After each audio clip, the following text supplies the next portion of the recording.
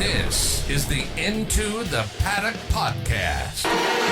And the race was looking like it was going to be, well, I tuned out initially in the first half, as I think we all might have done, because it was looking like it was going to be a rather uneventful Max Verstappen domination.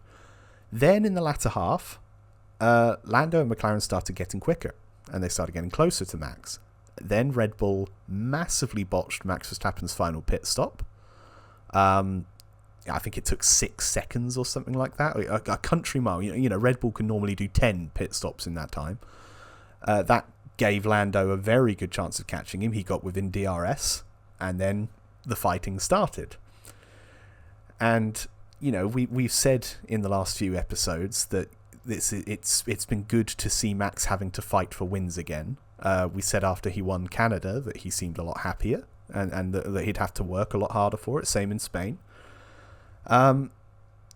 Problem is, with Max now having to go back to fighting people, some of his old habits started to creep back in this race, and I think, you know, the most obvious of that is moving under braking, which he did quite significantly. I don't think there's room to really argue with that here.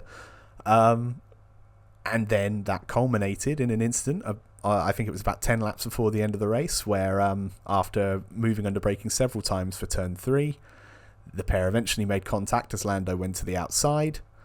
Punctures for the pair of them. Both out of race contention. George Russell would go on to get the win. But thus starts World War... what war would it be in the world of Formula 1 now? 78? Sure. It's fair to say the internet lost its collective shit. So... Oh, yeah. Why don't we go around the table? What did we think of the end of the bromance between Max Verstappen and Lando Norris? Well, I think we're starting to see the culmination of the consequences for the FIA's inactions during Max's previous championship battles in prior years. We've spoken for many years and months now. I know you and me, Jordan, have spoken about it, how Max doesn't necessarily race properly or know how to race properly in terms of racecraft is concerned. You know, we always speak how, and it's a meme that all the time you have to leave the space. Max just has chosen to ignore that throughout his entire career. He's, like you said, he moves under braking, he squeezes people off the track, shoves people off the track, and says that it's all fair game, that is always just hard racing. But whenever it happens to him and he's on the receiving end of the treatment he exerts on other drivers, is the complete opposite. He said, oh, they're so dirty, they should be penalized. It's the complete hypocrisy that came out of his mouth after his battle with Lando was utterly ridiculous. Same with whatever Red Bull says about it, defending Max. The battle itself, it was really enthralling to see. Like, I was kind of hoping that Lando would be able to close in on Max and make it a fight. Lando was obviously throwing haymakers. They were both throwing haymakers in terms of defense and attack. Lando's lunges were ambitious, for sure. One of them, when he flew off the track himself, that was definitely over the line. But the move that he pulled on Max, where Max went off track and Lando stayed on track, that is a carbon copy move of what Max did to Charles Leclerc at Austria in that same exact turn in 2019, I believe. And then, you know, everyone was crying foul there. And actually, Max's was worse because he made contact with Leclerc to make that winning move. So the shoe's on the other foot now. Max is the hunted instead of the hunter. And, yeah, you can't have it both ways. You can't have poor racecraft be fine when you're the one doing it, but then when you're on the other side, you can't be crying foul. That's just not how it's supposed to work. But the FIA, they've allowed this for Max's entire career. This is their fault for not punishing and enforcing actual driving standards sooner. Because we've seen when Lewis, Sebastian Vettel, Fernando Alonso, when they all battle each other, it is pure class of racecraft and execution. With this newer generation of, oh, it's my corner, I can shove you off the track, it's becoming a lost art at this point, and you know, now it's just becoming a crap show. This is the grave that F1 and the FIA have dug for themselves in terms of actual racing. Yeah, I totally agree. And before I start my opinion / rant, I need to just quantify something, because my accent is immediately going to draw criticism saying that I'm an anti-Max fan, or that I'm a Hamilton shagger, or whatever the fuck they like to call British people who like Formula One and don't like Max. First and foremost, your point about it being the FIA's fault is exactly bang on. Yeah, it's my ire is less with Max than it is with the FIA. And I don't want to go back and say that it was necessarily their inaction dealing with Max. It goes back further than that. Driving standards started to go down in Formula One when Lewis and Nico were fighting for championships in 2014, 15, 16. You know, they were pushing each other off the track at every apex way before then. And they had an opportunity to stop it then, and they didn't. And what did that do?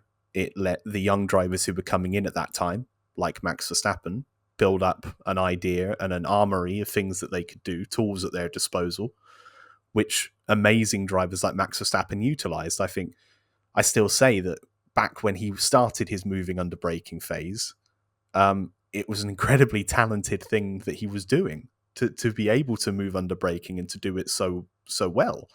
You know, it's incredible. The talent, really dangerous, but fucking incredible. So yeah, I would absolutely agree with you that the main party at fault here is the FIA. You know, they have had every opportunity to nip this in the bud for almost 10 years now, and they haven't done so. So that's what led to this. However, Max Verstappen was in the wrong. Lando did some things wrong as well, and I will get to them in a moment. So again, Verstappen fans, don't come for me yet. Yet. You can, but not yet. You know, it's clear as day that Max was moving under braking, and that is plain and simple against the rules. Now, whether the FIA choose to enforce that again is their failing. I didn't see a penalty for moving under braking.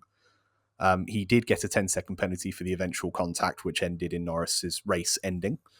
However, I didn't see any warnings. You know, he was doing it for he did it 5 or 6 times before the eventual contact, and there was no warning transmitted from the FIA. So what the fuck are they doing? Then you've got the actual contact itself, which was regrettable, but in a racing incident, you know, contact happens in racing. So it was a shame that it happened, but not, you know, I'm not going to call for anyone to be disqualified or anything like that over contact that's made in hard racing. You don't want to discourage racing, but at the same time, you can't just force a driver off and not leave a space. All the time you have to leave a space. Another thing that's completely gone to the wayside in modern era Formula One.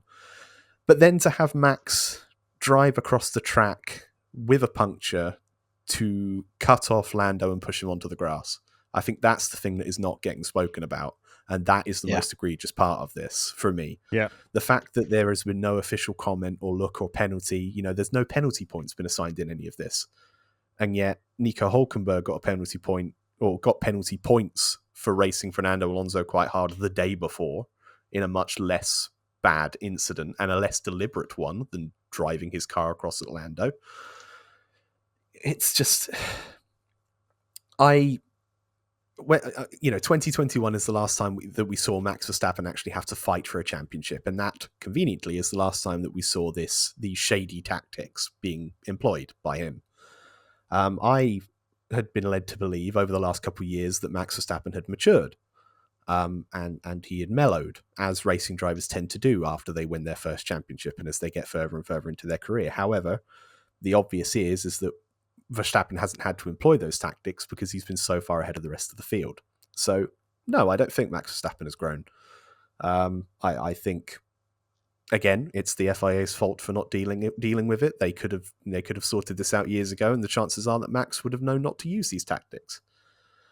But it's just disappointing, and I know you guys said that you enjoyed the fight. I didn't really, and I didn't really enjoy the race because not just the contact that ended what had been an interesting finish, but the racecraft, as you said, JD, you know, you look back just 5 years ago to what the likes of Lewis Hamilton and Sebastian Vettel were doing at the same corner in the same situation. Both were leaving each other room. Both were only making moves that were high percentage moves. You know, they had an interest in staying in the race and actually abiding by racing conventions, leaving each other room, not being a dick. And it's not just Max moving under braking. Lando's out of control dive bomb a few laps before. That was just silly. He seemed... Norris is still making too many mistakes in my mind. He's too desperate. He's too desperate. He's not used to this opportunity to get to win, not through any fault of his own. He's not had a car capable for a long time. So when he gets that, he tries to do it now. And there's no, we know throughout the race that his car was better on tyres than the Red Bull. So why are you not just hanging back for a little bit and then choosing when to make the move? By doing the same thing lap and lap again, you're allowing Max to preempt what you're going to do, and he's able to defend it more. It doesn't seem to be, he doesn't seem to be thinking it through in the moment. And then you've got the fact that he got all of those track limits penalties, and even if he hadn't had contact with Max, he was going to lose the battle because he then got a 5-second penalty for track limits breaching through that dive bomb. There's a lot of mistakes going on, and I'm sure that it's the same way that Max should have grown up when he started winning. I think that Lando will, but this whole situation with Max is going to really kick off now. I think the best thing that can happen from all of this is that this bromance between Lando and Max ends, because it's been incredibly frustrating to watch Lando race Max in the past, and he's basically rolled over and let him by. I don't think that's going to happen anymore. And we're going to come into Silverstone. The crowd's obviously going to be behind Lando. Yeah, I think it's going to be quite a bad atmosphere for Max Verstappen. I'm not wishing that upon him. But, I mean, if nothing else, this incident has ignited the touch paper on what could become a much more brutal title fight now, for better or worse, really. This is the Into the Paddock Podcast.